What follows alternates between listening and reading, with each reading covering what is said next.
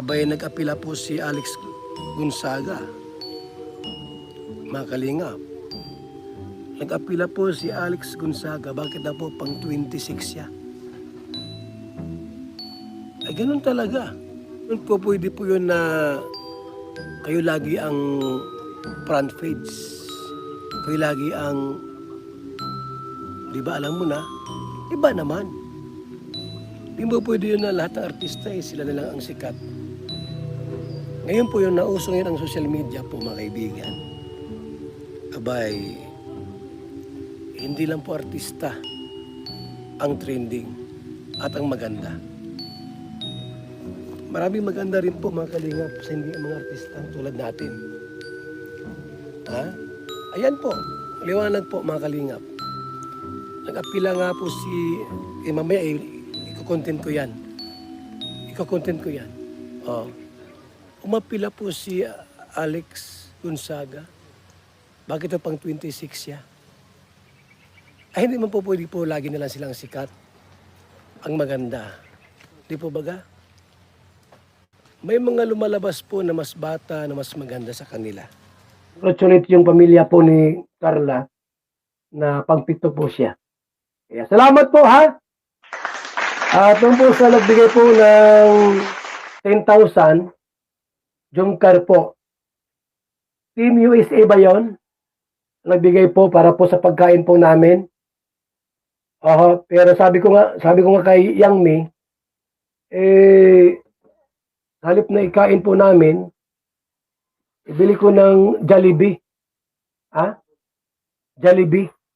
Ano po, para sa mga bata na lang. Sabi ko kay Yang Mi, kanina po kasi, nagbigay po o nag-message po si Yang Mi sa atin na meron na pong nagbigay ng 10,000. Team USA and Australia and friends, Jumcar 18, Andy Cabral.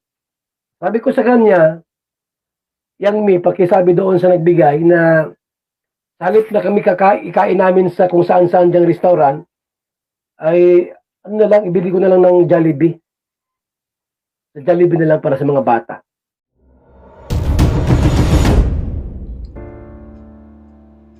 Very bad. Pati ba naman mga artista nagpo-protesta pa bilang most admired content creators of the Philippines, most beautiful. Alex Gonzaga na yan nagprotesta pa dito kay Pinoy History dahil siya ay hindi man lang nakasama sa mga top na yan. So ang ginawa ni Pinoy History in a humorous way ay sinali na rin siya na parang saling pusa. Meow, meow, meow, meow. Meow, meow, meow, meow, meow. Saling pusa. Pero pwede na. Tinanggap naman ni Miss Alex Gonzaga. At sa tingin ko, hindi ko makita kung ano bang problema ni Miss Alex Gonzaga. Nakita niya siguro si Carla na batang-bata, maganda, at lahat ng materialis ni Carla ay original. Walang halong repair o galing na spare parts.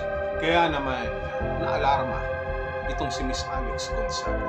Subalit hindi naman ganoon siguro ang iniisip ni Miss Alex.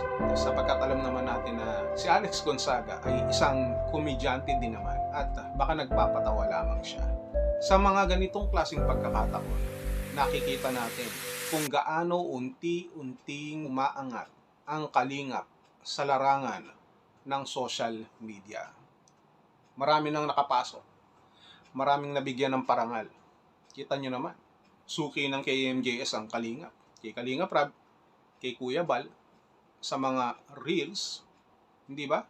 At ngayon nga dito sa surveys ni Pinoy History. Sa pagkakataon na ito, ang Kalingap Angel na si Carla.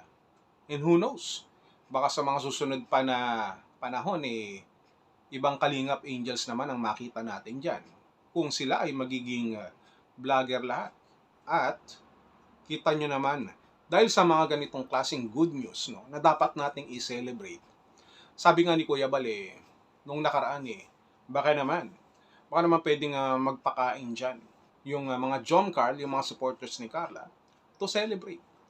Pero alam natin na nagbibiro lamang si Kuya Bal. At nadinig natin ang sinabi niya, instead na yung naibigay daw na 10,000, kainin nila o ikain nila sa iba't ibang restaurant, gamitin na lamang ito para pambili ng Jollibee. Dahil bida ang saya sa Jollibee, ito ang gustong bilhin ni Kuya Bal para sa mga bata, para sa kanila pong parte ng feeding program. Could you believe that? Na kahit sa kabila ng celebration, ang iniisip pa rin ni Kuya Bal ay ang kapakanan ng mga nangangailangan. Kakainin niya na lang to celebrate, ibibigay pa sa iba. Yan ang kagandahan ng kalooban ni Kuya Bal. Hindi madamot, hindi kagaya ng kapitbahay mo na laging nakasimangot. And speaking of Jollibee, dahil sikat si Carla, sabi nga natin si Carla ay si Carla Topolar. Bakit naging popular? Dahil si Carla ay top and popular. So kaya naging top pular. Carla Topolar. At dahil siya ay top and popular, hindi malayong mapansin ng mga kumpanya o ng mga food establishments, restaurants, itong si Carla at gawin siyang endorser. At dahil dito, ang Kalingap ay madalas magpa-Jollibee, it's very very possible na mapansin si Carla, mapansin ng Kalingap at kunin si Carla bilang endorser ng Jollibee. Nakita nyo naman yung nag-viral na kabataan na sumasayaw ng ano ba yon? Nakita ko, na siya, endorser na ngayon ng commercial And what more dito kay Carla na inspirasyon ng mga kabataan. It's very very possible na kunin din siya bilang commercial endorser ng Jollibee. Kung magkakaganon, mas bida ang saya. Hindi ba, Miss Yangmi? Yan ang dapat.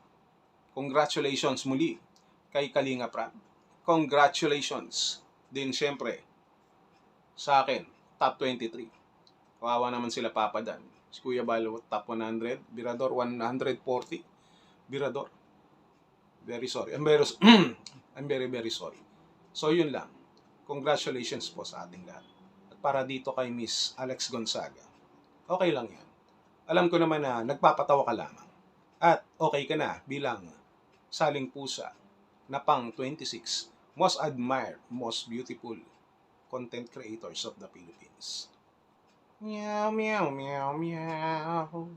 Meow, meow, meow, meow, meow.